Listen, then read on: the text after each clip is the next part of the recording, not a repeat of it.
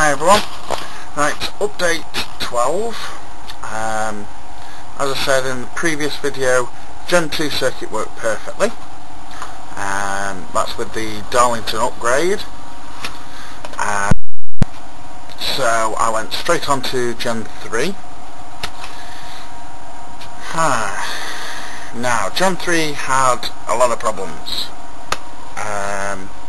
The voltage doubling rectifier that stuck across the trigger coil caused it to self-oscillate quite mad.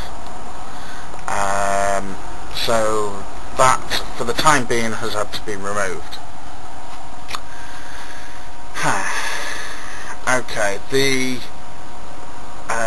set of capacitors and diodes that are put across the back EMF output for the drive coil, that's had to be partially removed. The simple reason being that the bottom capacitor was charging to about 17 volts and the top one was charging to about -4, which is a bit of a problem. So at the moment I'm pretty much back to where I was, which is unfortunate. So how do we get the power that's in the back EMF capacitor into the main cat bank? Good question. That's one that's been occupying many of us, and we've all been scratching our heads. You can't directly connect it to the positive rail, because then you end up shorting out the back EMF, and then that completely defies the point. So what we need is, yes, you can connect it to the power rail when it's not producing back EMF. So when the drive coil is pulsing and it's on, we can then connect it at that point, but it must be shut off before the drive coil shuts off. So how do we do it? Right, well, the thought I had was using an optocoupler. What's one of them, I hear you ask? It's basically a transistor that uses light as an input. So it has an LED on one side and the optical transistor on the other side. So instead of having an electrical connection to the base, it uses the light from the LED as its input. Let's take a look at one, shall we? There. Let's take a look at the circuit.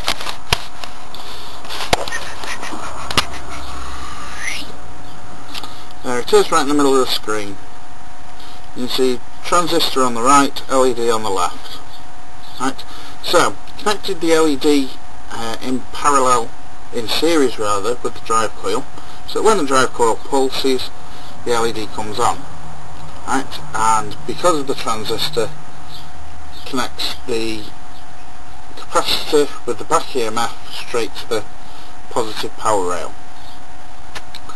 Unfortunately, that in theory works. However, the one that's on screen is just the one that's in the component database. It's not the one I'm using.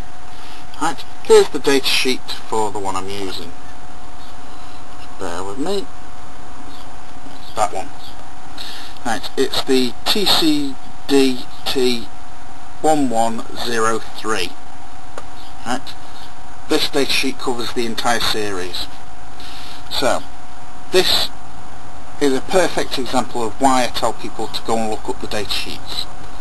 Right, that's the chip. You can see the pin connections, no problem. But we have a timing issue. Big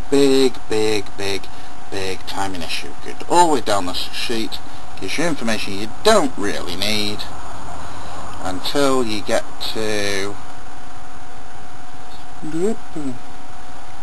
Oh, bugger, lost it. Where's it gone? There. Right. Okay, let me explain this. That is the pulse for the drive coil. Right, it doesn't matter if it's slightly curved, this just gives a perfect square pulse. Okay, that down here is what the actual optocoupler is doing. Right, so you start from here, it turns on to maximum, right, and it ramps up, right, and comes up and is fully on. Right, the problem is, right, this is the pulse for the drive coil. Right at this end, right, is where you get the back EMF pulse. Right, the problem is the drive coil shuts off, you get the back EMF pulse. The problem is it's still enabled. Right, so it's still connecting the capacitor to the positive power rail. Right, at shut off. You can see the straight line going down. Right, so that basically puts out the back EMF, and the whole thing grinds to a halt because of lens. Oh poo, I hear you say. Yeah, would have worked perfectly, but what can I say? So, let's take a look. Yep, well, I think about it. Coffee! Gotta have plenty of this. Oh, see, plenty of coffee.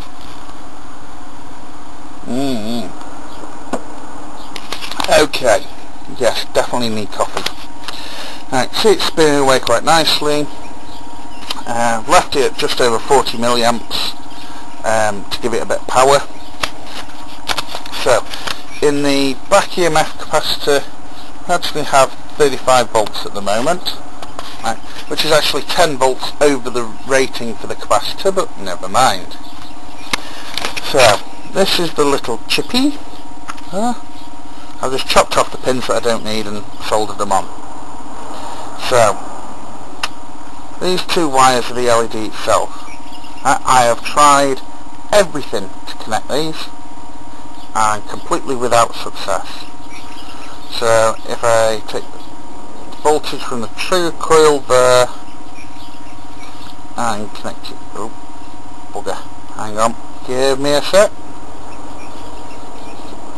That in there, that's connected to the common return,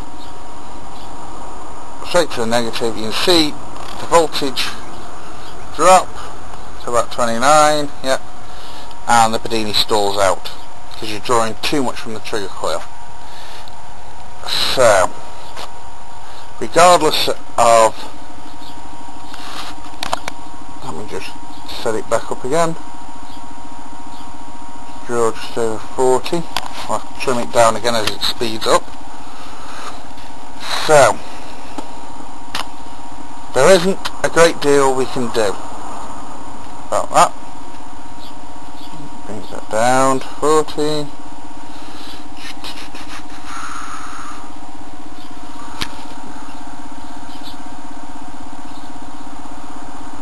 Yep. Right, let's try it on the other side of the resistor now, and it does exactly the same thing again. It takes all the power out of the trigger coil, which is a problem. So, the question is, what do we do about it? Right, the only thing I can think of, which is going to make things extremely complicated. So, how do we make a pulse that's shorter than the main pulse from the trigger coil? Well, the only way that I've thought of doing it is with another Darlington pair, this time using smaller transistors, but with a variable resistor set higher, so it pulses later and cuts off earlier, if you think of a sine wave.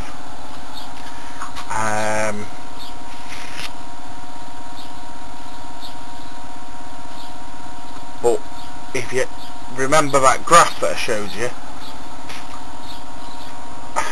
it's not really the best, unfortunately.